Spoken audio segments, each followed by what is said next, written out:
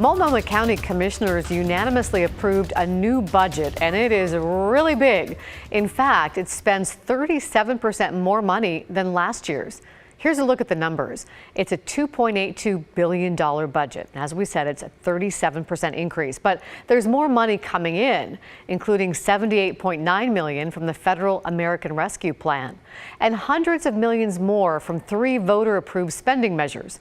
COVID-19 response and recovery is getting $60 million to continue vaccination and other programs and to help businesses.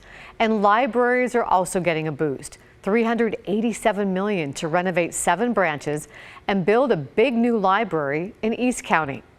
And Homeless Services is getting a 50% increase in funding, more than $150 million to create additional shelters, get people into housing, and more. It is just an opportunity to be able to change the lives of people in our community. This last year has been really tough, and there's a lot of need.